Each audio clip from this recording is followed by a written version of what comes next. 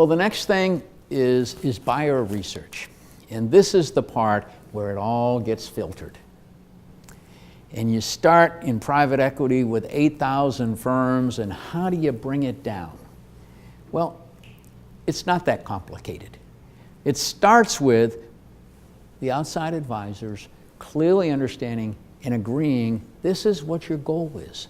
This is what we're trying to achieve. This is where we're trying to get to. And that'll immediately eliminate a bunch of people. On the example before with the defense company, when it was clearly decided we are not trying to sell this whole company, we're, between the advisor and the people, they realized that taking that $25 million was leaving too much on the table.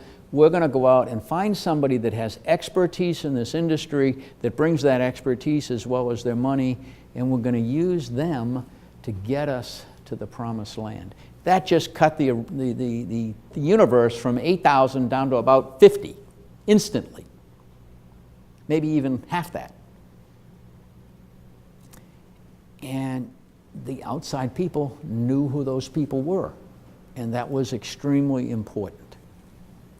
Now, the next step in the filtering process is one that is typically not talked about, and that's where you need to get involved. The outside advisors will get it down, if you're talking about financial buyers or even strategic buyers, but particularly financial buyers, they will get it down, and they can do that fairly mechanically. They know what private equity firms are interested in what. I mean, we were in the healthcare business. We were in a specialty healthcare benefit business. I mean, that eliminated a large number of private equity firms that didn't want to go in healthcare. But it also brought to the table very quickly those that just specialized in that.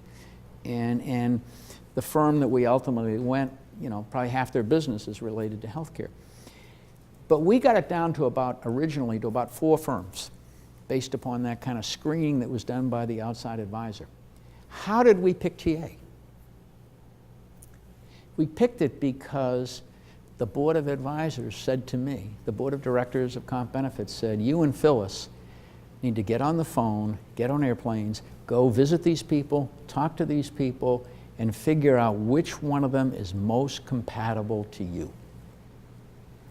Where do you connect the best? Because you're going to live with these people for several years.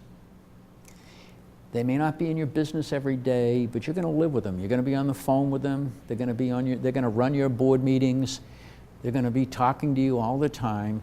You need to understand who they are, where they come from. Are you compatible? Is there a connection? And we did that. I mean, I flew to San Francisco, I flew to Boston, I flew to New York, I flew to Chicago.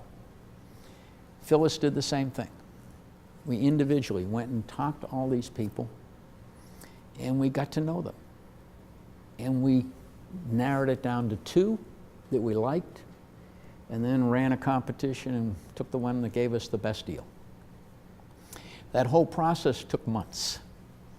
It was wise time, though. It was very wise time.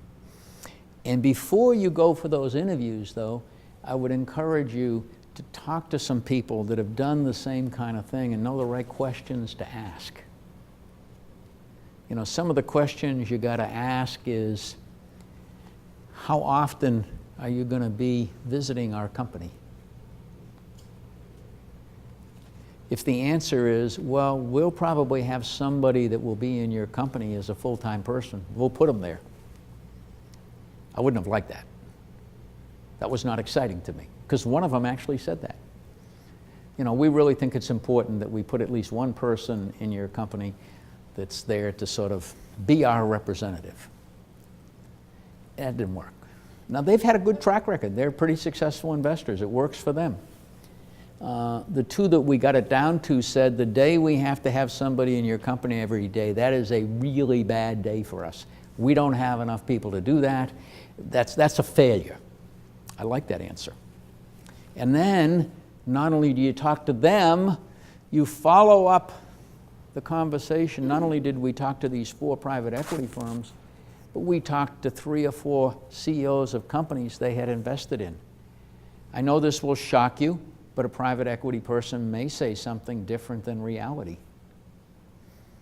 You have to validate what they say they've walked the walk, not just talked the talk.